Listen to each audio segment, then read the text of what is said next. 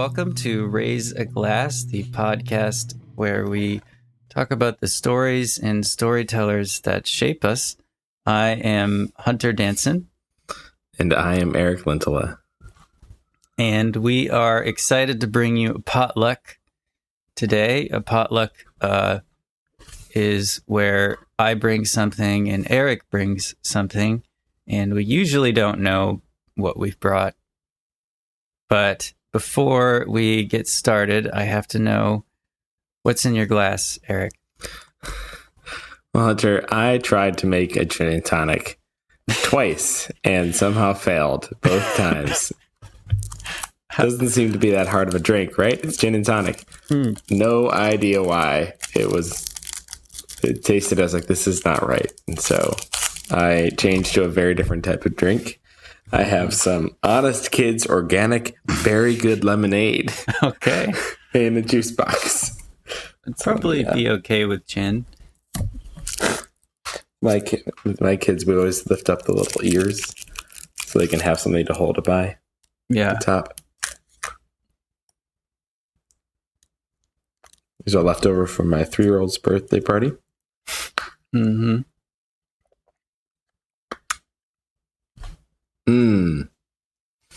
So yummy and watery. Happy birthday. No added sugar. Well, they put sugar in drinks for a reason, but it's not too bad. Very good lemonade. Hunter, what is in your glass? I have some Roe and Co. Irish whiskey. Oh. Yeah. Eric can see it. No one else can. Yep. Blended there was Irish nothing in whiskey, it. It's empty. aged in bourbon casks. Pretty good. This is actually the last few drops of it. I've pre-poured it here.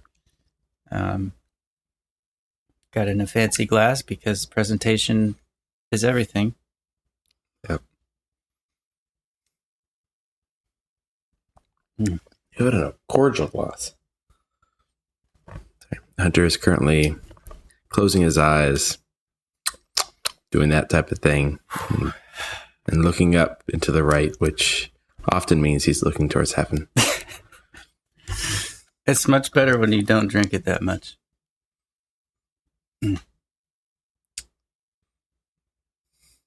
Anyway, Eric, what are you raising your... Raising a box to? Yes. Your box. Raising and pouring your box for... I'm going to raise one out. Yeah, it's always a good part. I'm raising one to the planting season. It's got to spend some time out in the yard today. Did a lot of weeding. Went to a garden store with my family. Bought a lot of plants. Bought an elderberry tree and a couple blackberry bushes and a Concord grapevine, and some azaleas and some impatiens.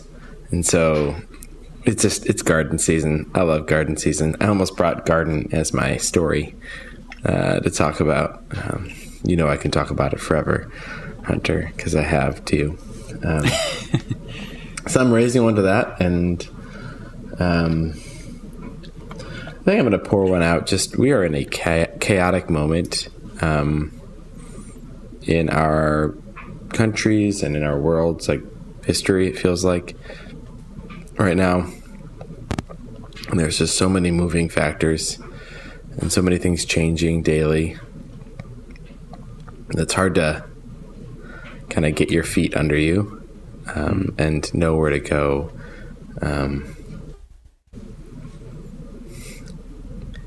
Even while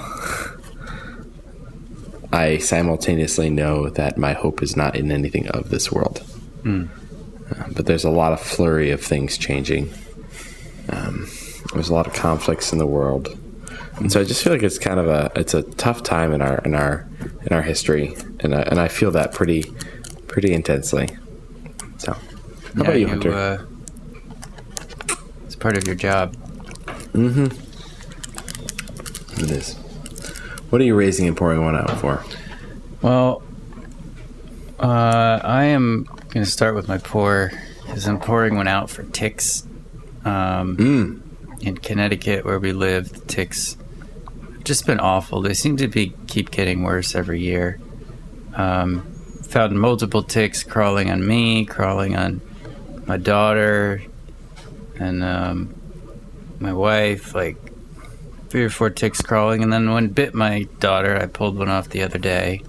Oh, and it's like, I think I got it quick enough, so there's no, we called the doctor and everything, but no bullseye. Yeah, it's like, I hate ticks.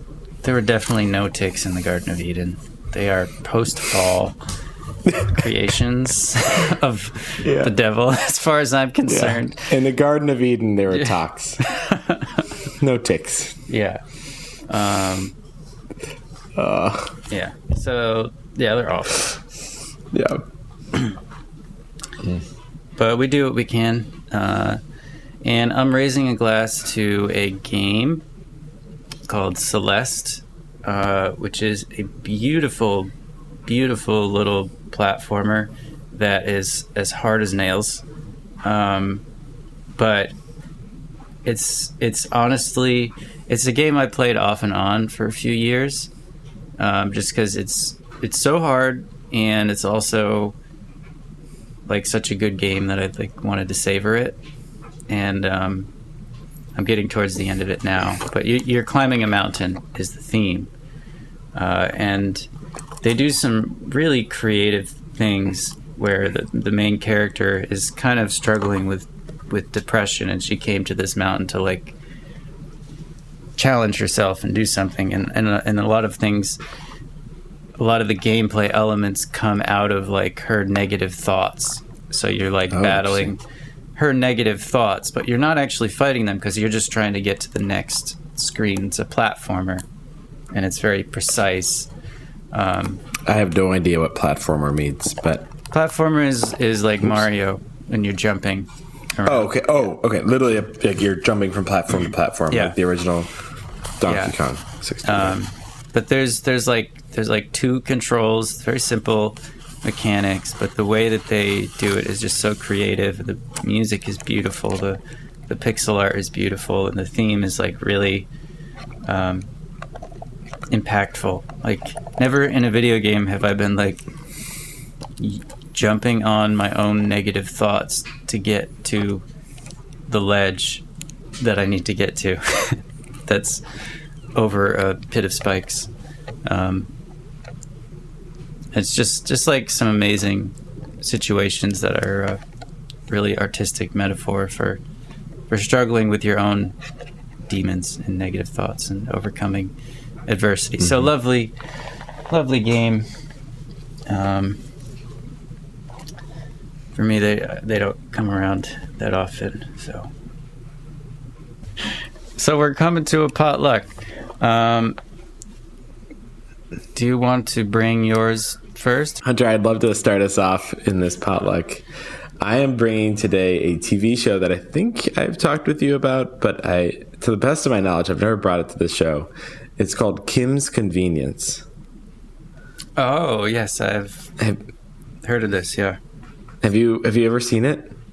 I've seen a couple episodes. Okay. I think the show is absolutely hilarious and phenomenal, and kind of opens up a different cultural view. It is a 20-minute comedy show that is set inside of almost entirely within a convenience store run by the Kim family in Toronto. So the main characters are Mr. Kim and Mrs. Kim, who they're immigrants from Korea to Canada, and their 2 children, one who's just turning 20, her name is Janet. She's a photography student at a local college, and her older brother, whose name is Jung, and he is he works at a local rent-a-car place. Oh yeah. And he eventually kind of moves up the ranks. And his best friend from childhood and also his roommate is a guy who goes by the nickname in the show Kimchi. And it's about the experience of the Kim family, Mr. and Mrs. Kim, in their store and then with their kids.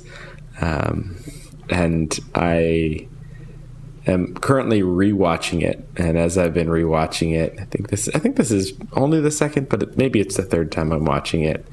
I'm just continually laughing and just being reminded of how much joy this show gave me, and how I think it does a better job, and this is coming from my own personal experience, right? But it does a better job of kind of introducing me, at least, to a different culture and a different, group of primary characters than many of the other shows I like to watch. Right? It's almost an entirely Asian cast, or it's primarily, at least. And it's very funny. So that's what I'm bringing. That's my summary. That was a little bit of my went off on tangents, but when did you first start watching Kim's Convenience? I think I first saw this show in 2018, 2019. So I was living in Chicago at the time. And I think it might have been recommended to me. I think this is it. Yeah, it's on Netflix. It's not a Netflix show, but it's on Netflix. It was recommended to me, I think, by one of my by a friend there who was Korean. He was like, "This is not my experience, but it's pretty. It does a pretty good job of telling it." And there are some issues with the show from what I've done some reading about and the way that kind of it came to an end. But I'm rewatching it, and I'm on the first, just most of the way through season 2 so far. Yeah.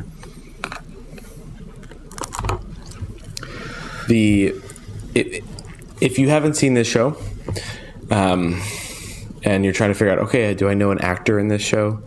The person you would know is Jung, who's played by Simu Liu, who actually, to my best knowledge, I don't know if he's actually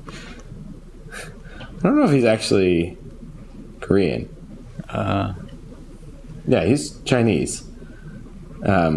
But he's best known for being in Shang-Chi and the Legend of the Ten Rings. I knew I'd seen him somewhere before. Yeah. He's a phenomenal actor. He was in this show well before it. He's a Canadian actor. Well, because I remember I watched a few episodes of that show, and then when Shang-Chi came out, I watched it, and I was like, that guy, I know him from somewhere. Yeah. One of the there are a couple parts of the show that really stick out to me. The best part of it is the relationships in the show. So at least through the first 2 seasons, and I think it might be resolved at the end of the second or kind of into the third, Jung does not speak with Mr. Kim, his dad. They had a falling out when he was much younger. He has a juvenile record. Mr. Kim does not talk with him. He does not talk with his dad. And there's clearly both pain for both of them and sadness that they don't talk to each other. Because they're both very close with the rest of their family. And like Kimchi hangs out with Mr. Kim sometimes. And you can start to see it in the first 2 seasons, like the world's kind of coming back together. There's some of that great parts of being kids of parents, which I'm sure most people, at least millennials, can share experience with, of, your parents thinking about throwing something out that they don't need. And you're like, oh my goodness, wow, you have a second freezer? Like, I want that freezer. Like a lot of hand me down type situations that Mr. Kim doesn't realize that Jung is the one ending up with them, or Jung and Kimchi's apartment is just terrible. Like, he doesn't even have a door, and like the bathroom's a problem, and like there's all these problems with it. And like Mr. Kim shows up at one point to help Kimchi, because Kimchi was going to ask for tools, because Janet said, hey, you should ask for tools to Jung, and Jung's like, well, I'm not going to talk with Dad. Kimchi, you do it. Kimchi went to talk with him, and Mr. Kim, who did not know that at that point that Jung and Kimchi were living together, went with Kimchi to their apartment when Jung wasn't there, and like is helping him fix all the things. And like Kimchi's like, how do you do this? And Mr. Kim's like watching a YouTube video. It's like, I thought you said you knew how to do it. He's like, I do. I'm just remembering and trying to see if they do it the same way I do it. He's like, they're talking about a plumbing thing. He's like, yes, find the ball cock and put it. And like, Kimchi's just laughing, and Mr. Kim does not get why he's laughing. And then like Kimchi had to explain. He's like, oh, that is funny. And then Mr. Kim realizes that it's Jung's apartment, because he's like clicks on one of the computers and he sees pictures of Jung and Janet and Mrs. Kim, and like then he accidentally takes a picture of himself on Jung's computer, and that ends up in like the screensaver. And so when Jung gets home later, he sees the picture of Mr. Kim, like totally surprised, like like on and like. And that's a relationship that kind of sticks out to me. I've got a great relationship with my dad, but I still like that paternal relationship. It's awesome seeing that relationship. But each of you could put any of probably the 8 main characters in just the 2 of them in a scene, and like you're going to have some really amazing interactions. And the heart of the show is the Kim family. And so a lot of the tension exists between members of the family, or within the family, like, or between a member of the family and somebody else. But the resolution, like, impacts the entire family, or like the entire family is a part of it. It's this really sweet relational thing that continues to just move towards a tighter knit family, and then you also have some of the beautiful pieces. Mrs. Kim is a big member of her church, and it's so funny seeing their interaction with their pastors, and some of the theology in the show is actually kind of pretty cool. But that was one of the main things, and that is, I think, again, the strongest part of the show. And I actually now have two more. Another one is the kind of the cold opens to each episode. Oh, those first 2 minutes. Most of the time they don't relate to the show at all, but they are so funny. I don't even know if I can. Let's see if I can pull up an episode just to. No, and I'm looking up Shang-Chi and the Ten Rings. Shang-Chi and the Ten Rings.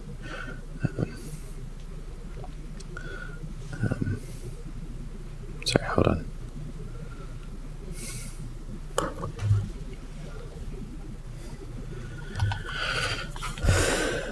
The openings of the shows are very funny. They do a great job of drawing you in right immediately, and then you're just laughing and seeing some of the ridiculous interactions that can happen inside of a convenience store. And they're almost and always about Mr. Kim. He very much feels like the main character of the show. And then the third piece that I really like, and this is not something I normally pay attention to, but is the transitions. So the transitions between scenes, right? It's not just like a black and then the new scene starts. They have just B-roll of Toronto. Like there's people skateboarding. There's always, but there's people walking down the street. It's always something different. And there's usually 3 or 4 scenes, like just as part of it, and it always is just so real. Like it's the type of thing that as you're watching, you're like, oh, none of it feels fake at all. Like none of it feels staged. None of it. I mean, I really think they just had people just driving around filming life in Toronto as much as anything else. And it feels, I mean, just like living in any city. And that's just something that adds to the realism of the show and makes it feel like if you're to walk into a convenience store, like you might bump into Mr. Kim or Mrs. Kim and be, just right into the story yourself. Yeah. Yeah, because sometimes when you watch like comedy shows, especially if you binge it, this I don't know if this happens to you, but I have this weird experience where like I almost get so wrapped up in the world of like 30-second jokes, like every 30 seconds, it becomes its own like little. I feel like I'm in a fish tank or something if I watch it for too long. But that's a nice way to like prevent the fish tank feeling. Prevent the fish tank. So yeah, I mean, I love Parks and Rec. I love New Girl. I love The Office. I love Community. I love The Good Place. Chuck. I love The Good Place. Right. These are a combination of 20 and 40-minute episode type shows. Kimmy Schmidt. They're hilarious, but it's very hard to imagine yourself in the story. Like you do because when you watch it, but like if you kind of take a step back, it's like, I don't see how I could enter, I don't see how I could enter Seinfeld. Like, maybe I'd be a person sitting at a booth in the coffee, or in the restaurant, but like they part of what makes them so good is they've created their own little worlds that are insular and that you can feel like an insider in. But if you take a step back, you're like, yeah, that's not what life is like. And it's not something that's even approachable. And this isn't the same. They don't feel like caricatures as characters, right? They're not the absolutely insane, combination of Leslie Knopes and Andy Dwyer's and April Ludgate's. We're talking about Parks and Rec, or like, the Michael Scotts and Dwight Schrutes, right? The people that help like these shows exist and kind of run. That they're just. It's almost like having a show of, and this is, of the characters that you like in a show that are a family. Like imagine a version of The Office that was like focused on a space that had Jim and Pam, like, and their parents, or their family, with fun secondary characters that are crazy, but like it's really just about that family, like figuring out what does it look like to be a family and grow together and love each other, and be themselves to their fullest ability.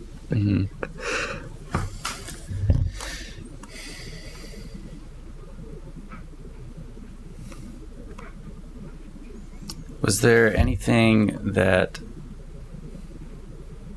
surprised you, or that made you, I guess, think deeper about something that you hadn't thought before, rather than just, surprised you for humor?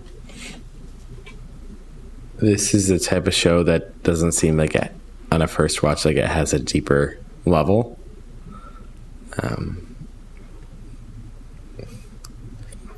But I know it does. And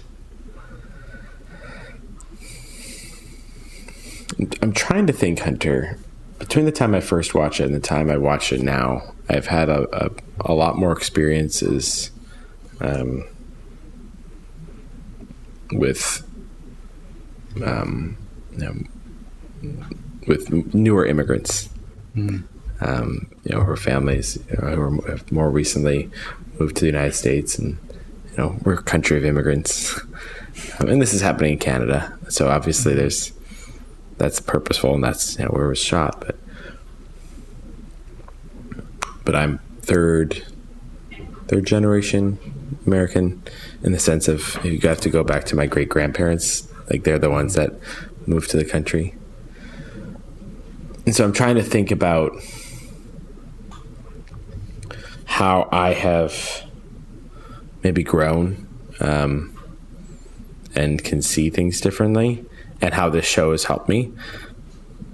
I don't know about you, but sometimes the things that stick in my brain in life that I kind of go back to are just ridiculous. You're like, I don't know why that was a pivotal moment. Like, I don't know why that phrasing or that piece. And there is something about the show that is that for me.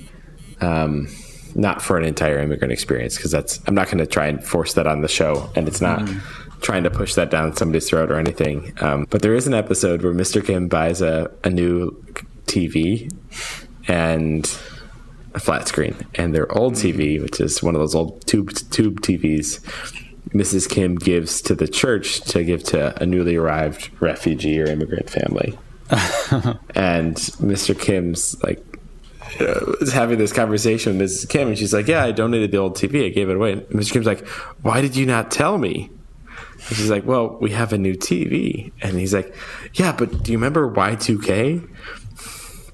I was, at that time I was so afraid of, like everybody else, like that, about what would happen to our money, that I took $3,000 and put it in the back of that TV. And Mrs. Kim's like, why did you do that? And he said, it was Y2K. And so in the next scene, they go to the house of the family. Oh no. And it's a Muslim family that has recently arrived in the United States, and you can see the family all sitting in their room watching the TV and like hitting it every couple times because it gets fuzzy, and here's where I'm going to make a pause, because that scene sticks in my mind, because when I was a young child, my family, my mom was part of a group of people from our church and a sister church that welcomed a Somali family to our area. And I was very young when this happened. Not a toddler, like old enough to remember, but still pretty young. And I remember I remember the name of the father in this family, and I remember interacting with them and going to their apartment after they'd arrived. And that is the experience I remember, sitting on a couch watching TV, because we couldn't speak to each other because we didn't know the same language, and it felt like there were so many gaps to prevent us from being in communication, to be able to, like, preventing us from being able to be friends, or I don't know, like have a real relationship. And it's scary. It was scary, not because I was afraid of the people, but because of just like, I didn't know what to do. I didn't know what to say. I didn't know how to act. And that scene, like, portrays it so well. I'm going to finish sharing about the story, and then I'll sharing about what happened in the scene, and then I'll share a little bit about kind of where I'm at now, because I'm in a different space than I was. Like, my experience is different than that now. But the scene continues. Mr. Kim goes to fix the TV, and they're so grateful. He says, "Oh, like this needs to be. Let me pick it up." He picks up this huge tube TV, and he starts walking around. He's trying to figure out where to bring it. He's like, "Oh, I fixed it in the bathroom." And you're like, why are you going to the bathroom? He's like, "This is just, I need some privacy." So he's in the bathroom trying to open the back of this TV. Oh, no. And Mrs. Kim's like, they're like trying to figure out what to do, and they're like, the pastor who's there like starts playing Pictionary, not Pictionary, starts playing what's the name of the charades? The pastor starts playing charades with this family as Mrs. Kim like tries to go into the bathroom. She's like, let me just check on him, because it's clearly been a while, like 10, 15 minutes. And like, she's like, has to like shimmy into the bathroom because there's no space. She's like, why are you taking so long? He's like, I got it. I just don't know how to put the back of the TV on. So he finally puts the back of the TV on. He brings it out. Mrs. Kim takes the $3,000 and he puts it down, and they're like, oh, thank you so much. and and like they're about to leave, Mrs. Kim and Mr. Kim, even though they're offered tea, they're offered, they're such graciousness. And then the mother of this family has two of her kids standing in front of her and says, "Thank you so much." And Mrs. Kim sees that and her heart's moved, and she says, "Here, Pastor Nina, like this is for this family and other families." And she hands her the envelope with all $3,000. And Mr. Kim's like, "Why are you doing that?" And Mrs. Kim says, "Well, it's you bought this TV, the other TV, like without talking to me, like because you wanted to. Like this is what my heart's telling me to do." And that's how Mrs. Kim is as a whole, and Mr. Kim is too. He just like doesn't want to pretend. He pretends not to be. Yeah.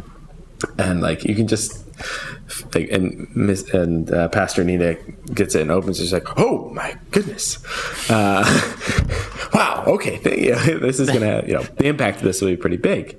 And they kind of do this awkward bow that you kind of do when you don't know how to talk to each other in different languages. And then back out of the room, the father or an uncle in this family turns the TV on, and you hear it go poof. Sparks fly out the back. The screen goes blank. And the pastor's like, "Well, I guess it's back to charades." Oh, man.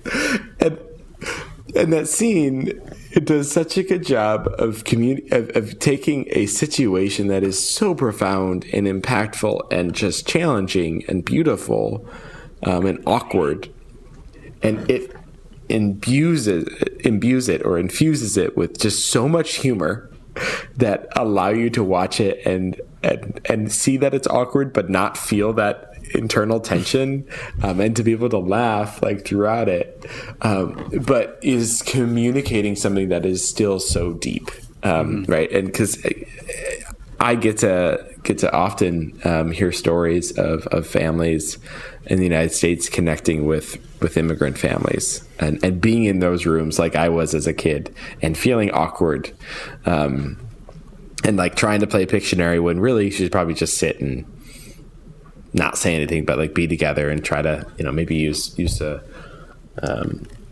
phone to try and communicate, or you could do Pictionary, whatever is good for the kids or whatever it might be. The coolest thing is when you choose to enter into those relationships and stick it out. What was often an awkward first interaction becomes a lifelong friendship, or even close to a familial relationship. And while it's so easy to, for whatever reason, sit in the couch watching a tube TV is, in the house, in the apartment of an immigrant is like a core memory for me that is replicated in the show. It's the show is able to introduce individuals to different cultures, to an immigrant experience, in a way that is kind of aligned with how our culture is used to, like, in a way that is aligned with a cultural norm. And so maybe that's the thing I like about this show, that it does so well, is it takes a medium and an approach that is very common, and chooses to tell a story or a different story, even using many of the same elements, but to open up our perspective, or at least my perspective, even if it's just to show that there are so many people that can be funny, and there's so many relationships and interactions that I will never hear and never understand. It doesn't matter if they're real or not, but that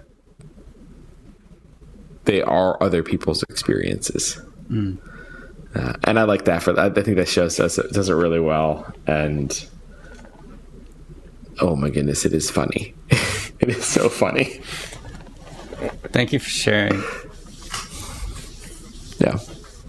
I think think comedy is it's one of the best ways to trick people or yourself into thinking twice about things that you are so sure about or so against, or things that you just don't want to think about because they're too heavy. Comedy can get you into those things. Yeah, agreed. Watch it.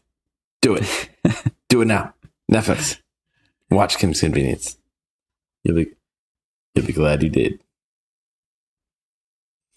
Hunter, what is it that you're bringing to us today? I know it has a very different feel than what I just brought. But tell me what it is. Well, I have brought Leaf by Niggle, which is a short story written by J.R.R. Tolkien. And I think the best way to introduce it would be for me to read just like the first couple paragraphs, because he introduces it better than I could. He introduces us to Niggle. There once was a little man called Niggle, who had a long journey to make. He did not want to go. Indeed, the whole idea was distasteful to him, but he could not get out of it. He knew he would have to start sometime, but he did not hurry with his preparations. Niggle was a painter, not a very successful one, partly because he had many other things to do.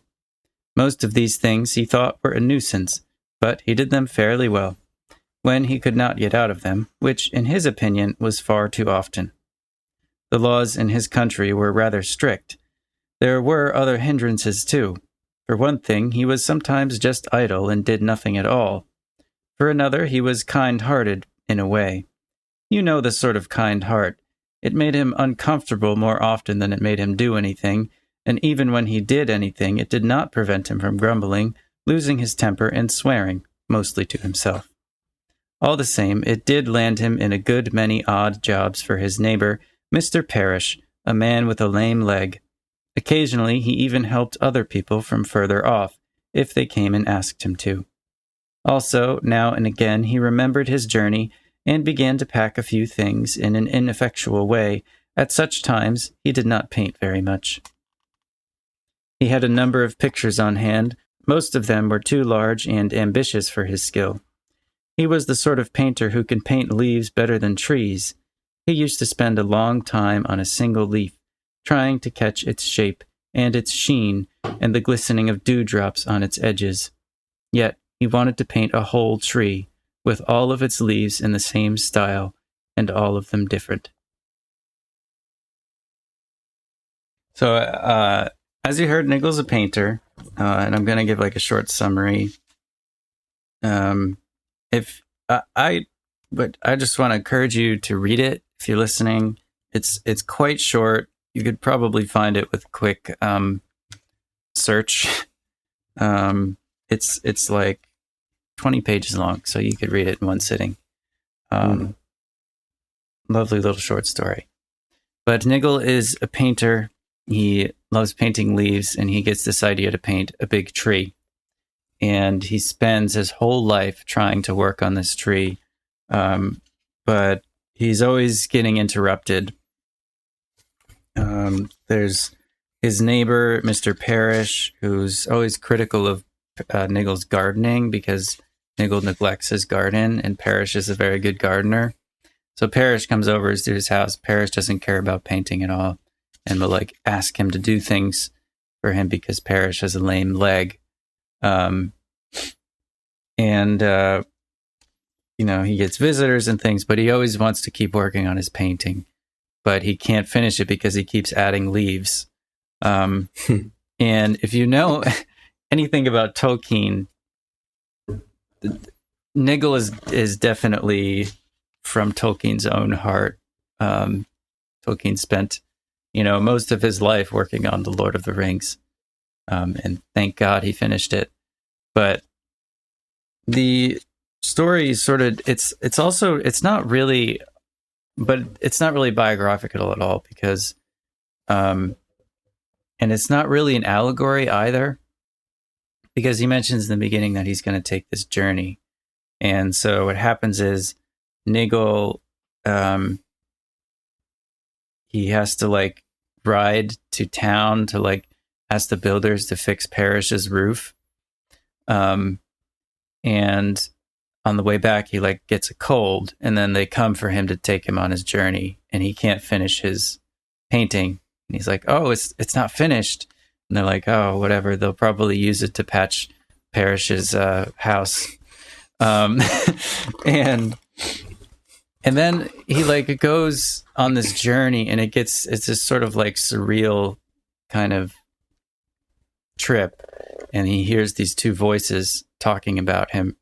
And I'm trying to explain it without spoiling too much, but one voice is rather generous towards Niggle and says, "Oh, well, you know, did you ever see any of his leaves? They were really quite nice leaves." And then the second voice is like, "But he was always swearing to himself and like never wanted to do anything for his neighbors." And the first voice is, "Well, you know, he did do them, even though he wasn't happy, and his neighbor, you know, never paid any attention to his painting or anything."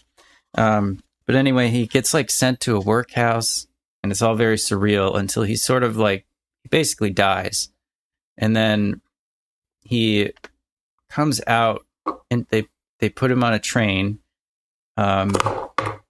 and he comes out into this country, and it's he's like, he doesn't recognize it at first, but then it seems really familiar, and he comes upon this tree, and it's his tree.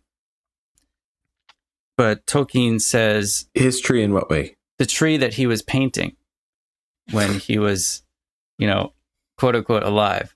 Tolkien never really says that this is heaven, but that's kind of like what is inferred from the way he describes it. Before him stood the tree, his tree, finished. If you could say that of a tree that was alive, its leaves opening, its branches growing and bending in the wind that Niggle had so often felt or guessed, and had so often failed to catch. He gazed at the tree, and slowly he lifted his arms and opened them wide.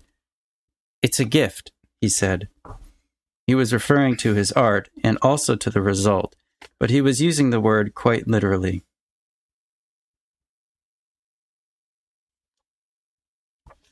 And what becomes clear is that it's not the tree as he painted it, it's the tree as he imagined it.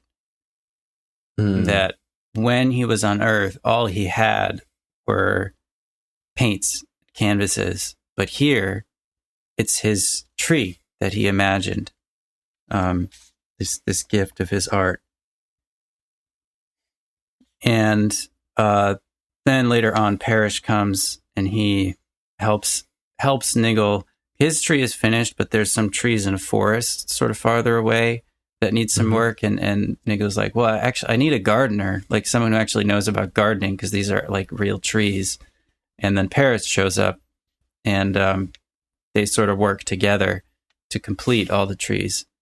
And there's a lovely little part at the end where he shows why it's called Leaf by Niggle.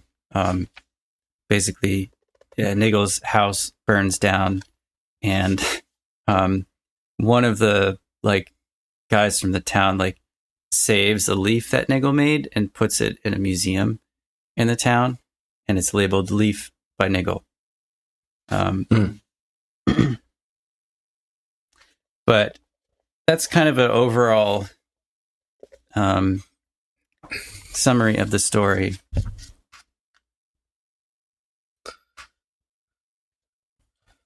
Hunter, we all know that you're a lover of Tolkien. I am too, but if anybody's listened to the show, they've heard Tolkien brought up quite a few times.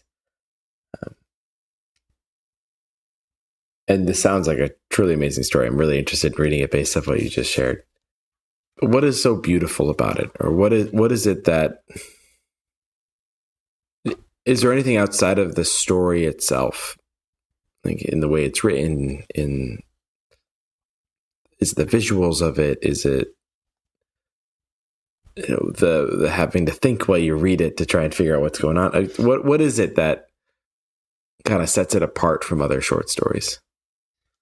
Well, I don't know if there's anything particularly remarkable about it just as a short story. For me, it has like quite a deep meaning. I mean, it's good. There's a lot of good stories out there. But for me in particular, as someone who is a super fan of Tolkien and his work, and has tried to go out of my way to read most of what he's written.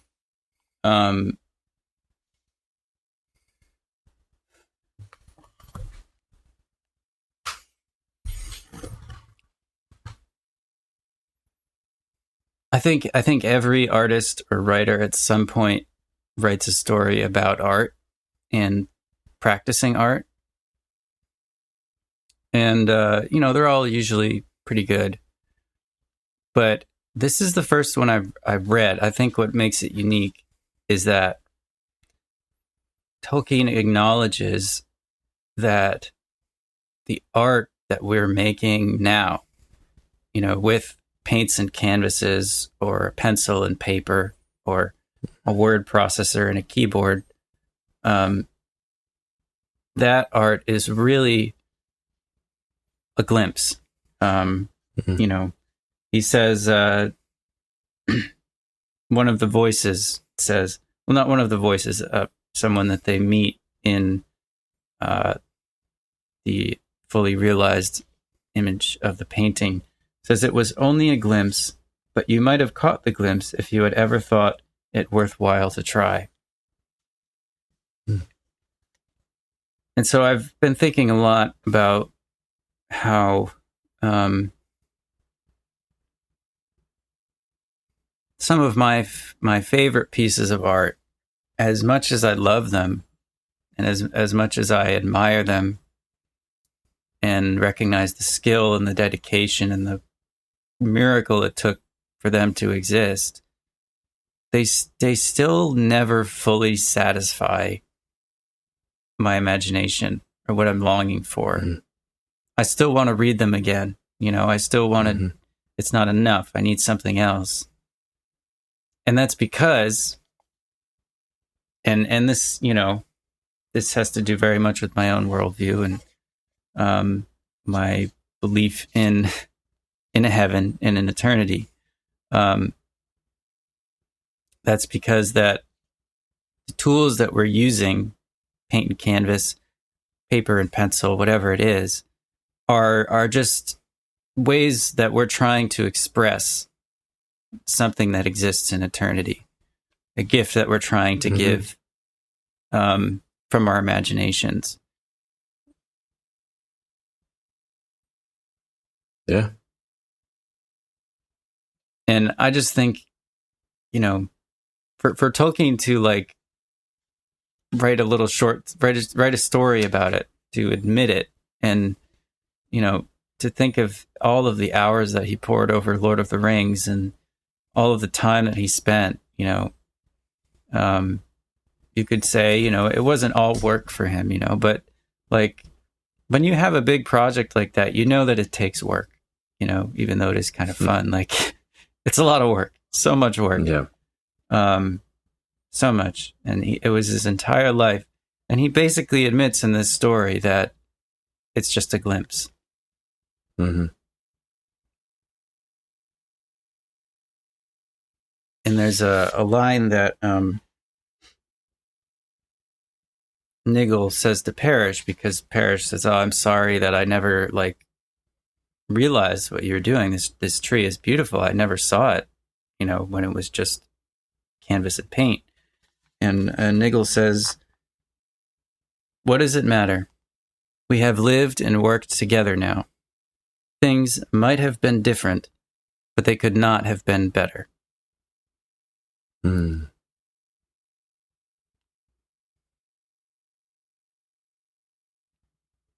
got like one more thing I could say. Do you have any questions or anything? Or? Doing a lot of reflecting as you're sharing these words, Hunter.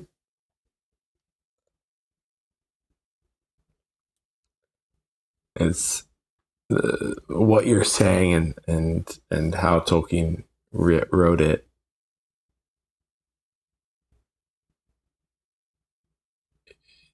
It connects with my brain in terms of some pretty deep thoughts and some of the whys behind things and behind why I do things and my goals and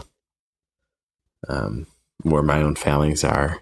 And so it's hard to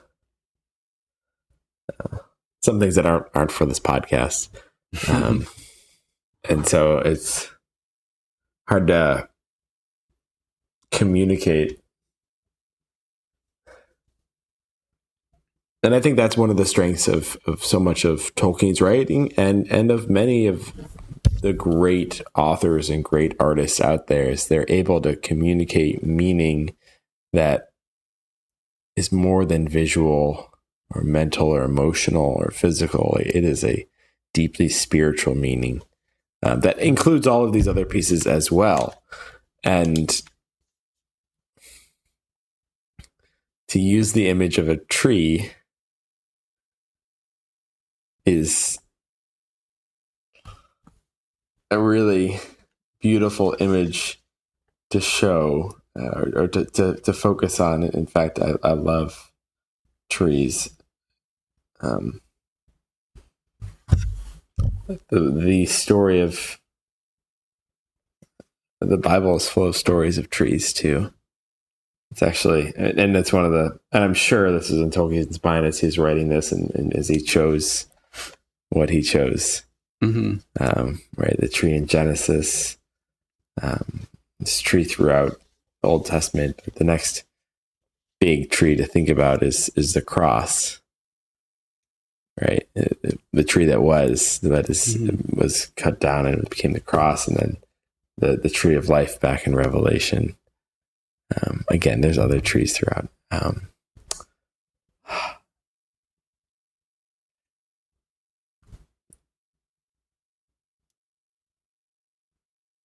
How much do you need to be paying attention to figure out that he dies? Like, can you like share a little bit about that? Because my brain is immediately going to, this is my own way I think of like, okay, like after this working space, like he's dead and in heaven and now his neighbor's there with him. Interesting, and the things that weren't fully realized are now realized. And that's kind of how you've shared it with me, and I haven't read this. But is that actually, like, would another reader be left with the same idea?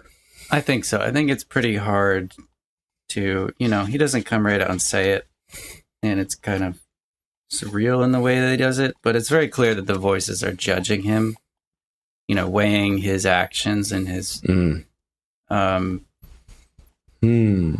so, him working in the house is sort of like not exactly their punishment, but sort of like a lesson that he needs to learn. They don't quite say why. I think it might come from, Tolkien was Catholic, so there might be some inspirations from purgatory in there, but, which I don't really know much about, but Tolkien is also a writer with a very active imagination, and I don't think that it's really an allegory. I think for him it was just kind of a moment of vision, and that's how he imagined it, and he's happy to just leave it surreal and strange as it is, and it works. Like it's pretty clear. There's like a pretty clear division between Niggle's life, normal life, that's interrupted by tea time and parish, and he's just painting with paint and canvas, and then his afterlife, where he sees his painting realized, and there's more country eventually, more country to explore once he's finished with the forest around the tree. And parish also says, I have to wait for my wife. So I think there's plenty there. I don't think there's any way to really interpret it otherwise. I love it when stories and any type of art or story you're interacting with doesn't tell you, but makes it clear to you. Yeah. Like the showing, not telling approach. Like you have to do a little bit of work to meet me here. Yeah. Well, like that quote that I shared, you know, it was only a glimpse, but you might have caught the glimpse if you had ever thought it worthwhile to try. Because as you know, some of my favorite writing is not the most accessible. And I'm not saying that that it's good because it's inaccessible. That's not what I'm saying. Also, some of my other favorite writing is written for children, you know, like E.B. White.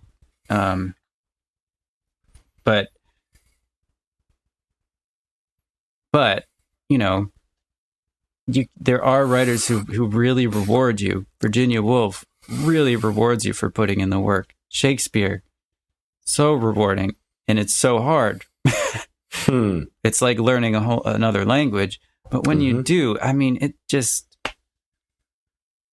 such a beautiful vision. But you have to think that it's worthwhile to try. You have to put some work in. Yes. You know.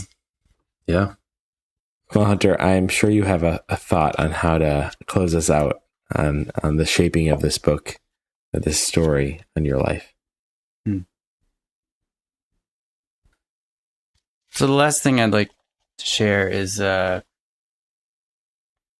I have been thinking a lot about greatness, the way that we talk about art and artists, writers. We say, oh, they're so great. They're great authors, the great books. And I think most of the time it's harmless. We're just trying to express how much we love it, you know. But there's also a very real, like, construct of greatness that I have struggled with. Not just in the context of like reading a quote unquote great book and not liking it, but also in the context of trying to make great art. Like, because anyone who sits down to write a book, I have a hard time believing that at least, you know, like the thought about posterity and how great their writing might be or whatever, that has to go through their mind at some point. It's gone through my mind. And I think everyone thinks about it. And then you realize just how hard and ridiculous writing is. And you're like, just never mind about that. But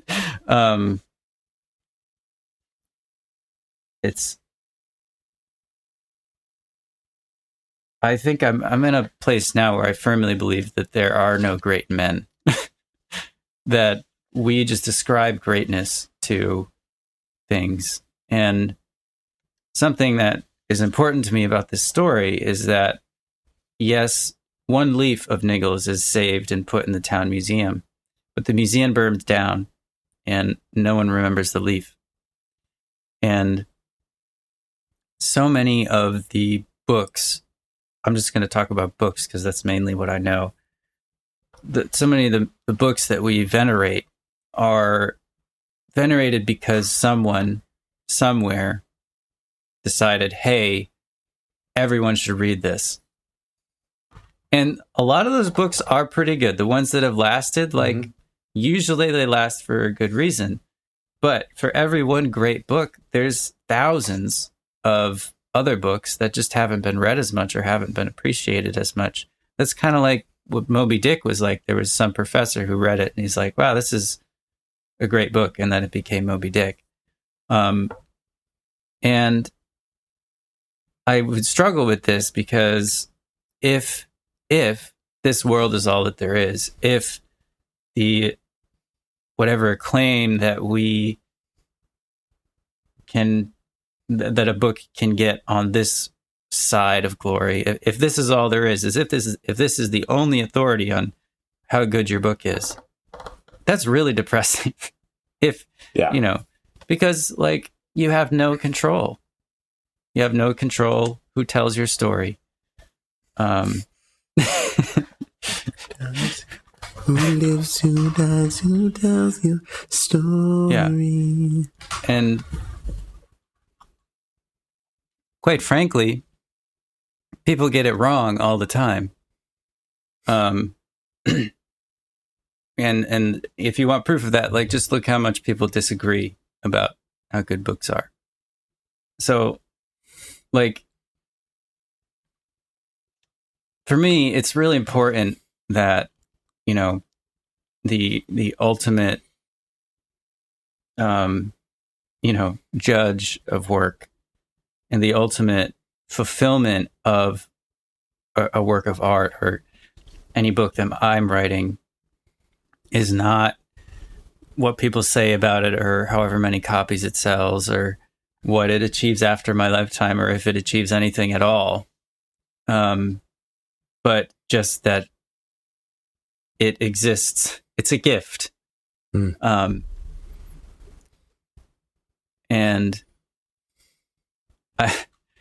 it's also important to me that at the end of the story, you know, Niggle and Parrish are just laughing together, like enjoying a good time. And that, you know, I struggle like playing guitar sometimes.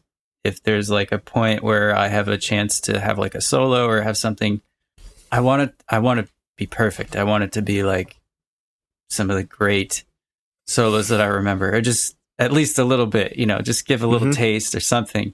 And I'll mess up and it won't be right. And I just feel so much, it's so easy to feel so much pressure, even though I'm performing on such a small stage. Like, you know, I'm not, and to put so much pressure on myself, but believing in and realizing that, you know, this life in the grand scheme of things, in the focus of eternity, doesn't really matter that much. Not that not that it doesn't matter at all, but that, you know, it's not the final say. It takes the pressure off, because art is fun. You know, art is for joy. It's not, you know, to make great things. Art is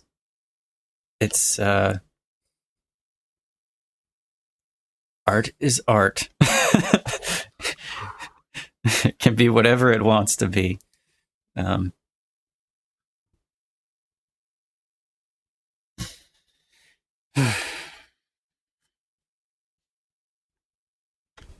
So often we conflate greatness with popularity. Mm-hmm. So often we conflate popularity with greatness. And it's truly not. It's not about, greatness isn't about what's marketed the best. Right? It's much more subjective than that. Mm-hmm. While there also are great marketers out there who should be celebrated for their marketing ability. I almost think about it. There's a movie. Doesn't matter what movie it is, but it's about a guy in the National Geographic. It's fictional.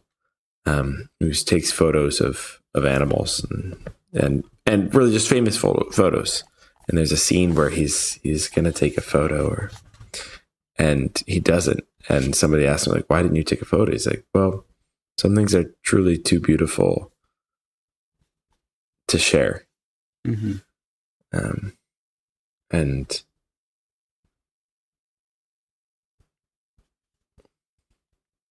some things that are truly beautiful that are shared don't get the light of day. Mm-hmm. But it's not about what we think in terms of the final man. I'm gonna mumble off. You're making me think big thoughts here. Deep thoughts. I've missed this. Also, Forgot how tiring it can be. Yeah. Oh. We're out of practice. We're out of shape. That's true. We're on a half marathon since we last talked, but haven't. It's a different type of practice than this is. So, Eric, I sort of went off on a little tangent there, and I didn't have a good quote to end us on. I shared all my favorite quotes in Niggle. If you would like to read Leaf by Niggle, you're looking for a physical book, I recommend the Tolkien Reader. It's a little collection. It has Tree and Leaf, which is an essay called On Fairy Stories, Leaf by Niggle. And then it has The Homecoming of Bjornfell's Son, which is a short play. And then it has Farmer Giles of Ham, also one of my favorites. Really entertaining story. And also The Adventures of Tom Bombadil. So it's a nice little collection of things you might not have read by Tolkien. And with that, the Tolkien Reader. The Tolkien Reader, yeah. I'll find a link to it and put it in the show notes. And to close us out, I'm going to read a little-known poem from the back of this book in The Adventures of Tom Bombadil. And the poem is called Cat. The fat cat on the mat may seem to dream of nice mice that suffice for him or cream.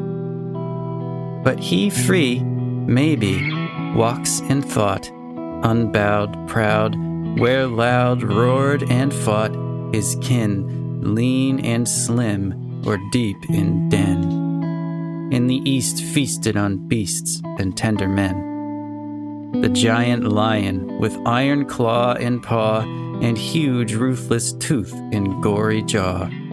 The pard dark-starred fleet upon feet that oft soft from aloft leaps on his meat, where woods loom in gloom. Far now they be, fierce and free, and tamed is he.